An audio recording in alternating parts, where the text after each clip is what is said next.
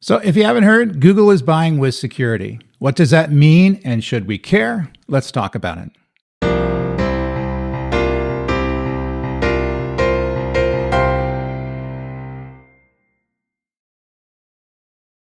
Welcome to the Cloud Computing Insider. This channel explores the ins and outs of cloud computing without an agenda or following into the narrative set by big tech marketing. We look at what works and what does not, and the actual value of this technology in a balanced and information-forward way. If that interests you, please subscribe, like, and comment. I'm your host, David Linthicum, author, speaker, B-list geek. Let's get started. So this is something that a bunch of reporters were calling me about today, and I got an email from a few of you guys, people who watch the channel, looking for some commentary around this. And this actually occurred a few days ago. Today's March 20th, 2025. Google and Wiz, Google is buying Wiz to strengthen their multi-cloud security challenge. And this is from the Google release of it. So there's lots of other news organizations that cover this in different ways, but I'm just going to go through their release and talk about what this means and how enterprises should consider this. So I'll read this verbatim, but I won't read the rest of the stuff verbatim. Today, Google's cloud announced it's signing a definitive agreement. It's always agreements. The agreement to acquire Wiz to better provide business and governments with more choice in how they protect themselves. Together with Wiz, we, meaning Google, is excited about the potential to provide customers with a comprehensive security platform that protects modern IT environments, boilerplate stuff. So this is interesting, and the reason I'm kind of covering it here is that this gets into what I've been talking about for a long time, and that's the fact that we're moving into a very complex world where multi-cloud is going to be the norm, and also micro clouds and private clouds and colo providers and managed service providers, where it's going to be hugely heterogeneous. We're not moving to a single cloud provider, and I don't think that was ever going to be a good idea. So understanding, I think Google understands that we're going to be in a world where most enterprises are going to leverage more than one cloud provider, and therefore owning platforms and technology that's able to span those cloud platforms. In other words, not just work as a native system within their cloud, but work across the other cloud providers as well is a smart move. And so I applaud Google for doing this, and I think that's it's a step in the right direction. And so they're seeing the fact that it's a multi-cloud world, and the AI stuff is actually making it more multi-cloud. I think as people pick their AI platforms, we're going to see more CoreWeave out there, which is a GPU as a service platform, more managed service providers, because it's going to be a cheaper platform to run some of these heavyweight AI systems that are out there. And they're going to be mixed and matched with the public cloud providers. AWS, obviously, the 800-pound gorilla in the room, and Microsoft as well as Google. And I think Google is understanding that and is positioning themselves to provide better security infrastructure, understanding that that's going to be the preferred platform that their customers are likely going to use. So in other words, they're definitely going to use Google Cloud Platform, but they're also going to use the other cloud platforms. In fact, Google may see them, through a smaller usage than some of the other major cloud platforms, and use this as a way to leverage additional penetration into those cloud service portfolios. In other words, people will find it's easier to use Google Cloud Platforms, in this case, the Wiz security stuff, and they're going to use that to provide a security control plane across the different public cloud providers. And by doing that, Google can easily get a foothold into selling additional services. And I think it's a smart thing to do. And so I think we'll have to see how Google makes this happen, but it's certainly a step in the right direction. So Google does have other security solutions out there now. They have Google Threat Intelligence, which delivers detailed, timely, and actionable threat intelligence to security teams. Google Security Operations for security operations or SecOps. And Mandiant Consulting, which provides a frontline expertise. That's a consulting arm that will provide you with cloud security consulting, I'm assuming. That's it. And they're also talking about what the Wiz platform does and how it approaches security, and that it's different than what they offer today, and that it provides security platforms that connects to all major clouds and code environments to help prevent incidents from happening in the first place. So it's a cloud security environment that extends across the different cloud providers, and that kind of makes it, fairly unique. It's not the only game in town as far as that goes, but the feedback that I've been hearing, it's been doing pretty well. And people who are looking to deploy multi-cloud environments and do not want to deploy native security silos on each of the public cloud providers are looking to Wiz to provide a single security layer across the various cloud providers. And I think that's going to be the best approach to do it versus you trying to solve the security problems using whatever native technologies and tools they have on each of the cloud providers themselves. I think that's just going to get you into a complexity problem. You're going to have to keep those skills around. You're going to have to maintain 3 or more different security platforms. And that's where the complexity becomes kind of a security problem unto itself, because people aren't going to be able to keep up with it.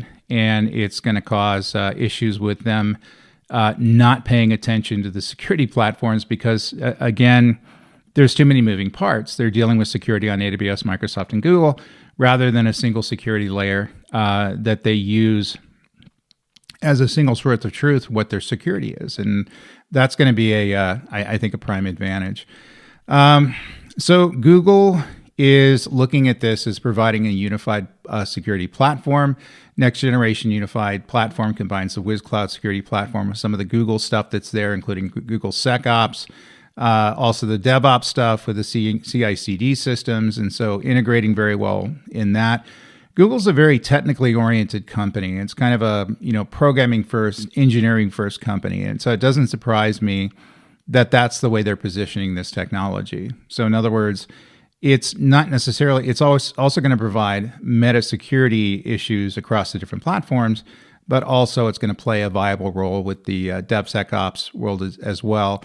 Threat intelligence provides threat intelligence that provides visibility into their own systems, new threat protection against new threats, and then cybersecurity professionals like AI agents, use of an AI-powered agent, and of course everything's agentic and agent now, to act as an extension of the security teams and the ability to provide human and non-human assets to make this work.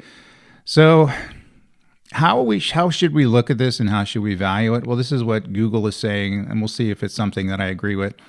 So they're going to position, as I mentioned before a bunch of times, that they're going to work across the major cloud providers. Google, Amazon Web Services, Microsoft, and also they work with Oracle as well.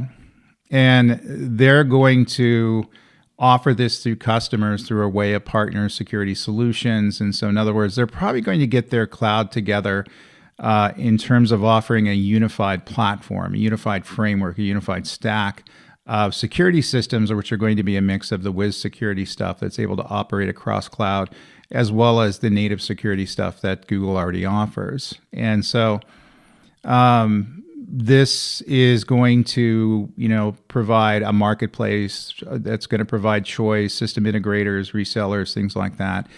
And so it is something that is going to be, I think, a feather in the cap of Google, in that we know that Wiz is able to provide a much better heterogeneous security solution than some of the other solutions out there, and that's going to put them in a better, strong position. However, it remains to be seen if Google is able to leverage this as a true force multiplier for their business, and it's not necessarily cast in stone that that's going to be the case. So I think that Google, whatever you look at in terms of where Google sits in the mix, they're probably in third place behind Microsoft, and Microsoft is a bit behind AWS, and that changes all the time. And I'm not interested in having discussions about who's number one and who's number two. It doesn't really matter. But they're trying to position themselves to being a cloud environment that's going to support heterogeneity and complexity in ways in which it's not going to make that worse. So in other words, as we talked about on this show before, that the cloud is going to be a place where it's not just a single technology provider. It's going to be many technology providers. We're going to have specialized players, guys like CoreWeave and others, Lambda Labs, things like that, that just play a particular niche role, in this case, AI clouds, things, and the ability to have on-prem services as well, like managed service providers.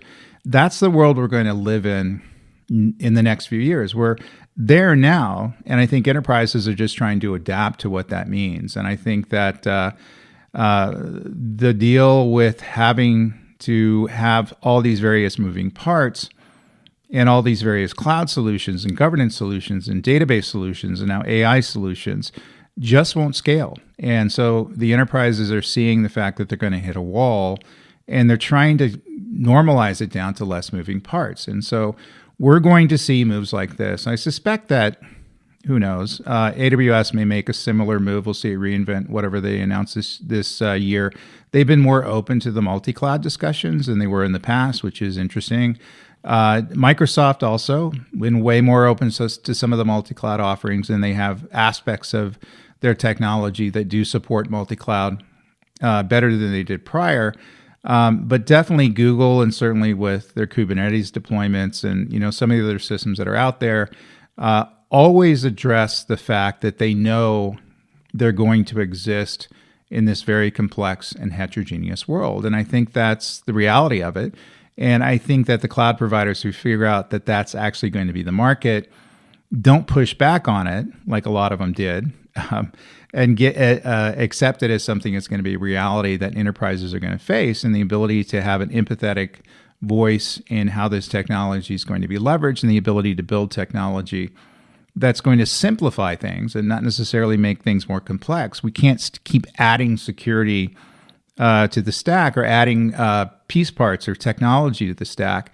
It's just going to make things worse, and it's going to make security worse. It's going to make operations worse. It's going to make performance worse, and it's going to make migration or movement to any different platform a nightmare, as people are finding out right now. So right now, people are normalizing and moving their applications and data sets around. There's repatriation going on. They're moving into different cloud providers, and that's a push to get platforms in play. They're going to be more optimized than they are now. And so enterprises are paying way too much in terms of money in the cloud than they anticipated. So 10 years ago, they thought they would be paying $1, and now they're paying $2.50, and they know it. That's why FinOps evolved, and that's why FinOps is out there to figure out how bad it is, and the ability to operate these systems in ways that are going to become more efficient, more optimized. And in getting these FinOps systems in place, they see firsthand, they say, oh, this is more expensive than where I came from, or this is more expensive than an on-prem version of this platform. And so that's why you're seeing the repatriation, the normalization these days. So they're moving it into other, on-prem versions of it. And of course, it's almost never going to be an enterprise data center where they have a physical asset of hardware. They're going to leverage a co-location provider, a managed service provider, which are almost like data centers on demand. And so in other words, they employ them to, lease the hardware, get it installed. Normally, it's never seen, but you still get the cost benefit, because in leveraging your own hardware, 9 times out of 10, that's going to be cheaper than the analog cloud service. Now, you're not going to have access to these ecosystems like, AI, easy buttons, things like that to get these systems up and running, DevOps on demand, networking on demand, databases on demand, things like that. It's not going to be as instantaneous, but in many cases, as we talked about on the show before, the workloads are going to be predictable. So in other words, they don't need to worry about instantaneous access to resources or even on-demand scalability, because they know exactly where they are now, where they're going to be in a year, where they're going to be in 5 years. And therefore, with that in place, it doesn't necessarily mean that the cloud's going to provide them with any kind of a strategic advantage. So that's why things are the way they are today. I think the big hyperscalers are reacting to it. They're going to figure out how to market in the space. I think Google's probably ahead of the other two. And this is a step in the right direction, I think, for Google. So good luck to Google. Good luck to Wiz. Hope everybody does well. And if you'd like, reach out to me. Let me know what you think, and let me know if you're using this technology and if it's working for you. I love that kind of feedback. So keep in mind, I've been in the industry long enough to see plenty of promising acquisitions fall flat. It's almost never a 1+1 = 2 scenario. It's always 1+1 = 1.5. And I'm optimistic about this, but keep your eyes on the execution details over the next 12 to 18 months. That's going to be key for this, how they integrate the companies and how well the technology works in practice. So that's where we're going to see if this actually becomes transformative or an innovative, or this becomes another tech giant acquisition that misses its potential. Always wary up at them having done acquisitions myself and understanding the risk behind doing them. So we'll see. Good luck to everybody. So anyway, don't forget to like, subscribe, and comment. Also, check out my LinkedIn learning courses and my courses out on Go Cloud Careers, my InfoWorld Cloud blog, and finally my book, An Insider's Guide to Cloud Computing. So until next time, everybody stay very safe. Bye.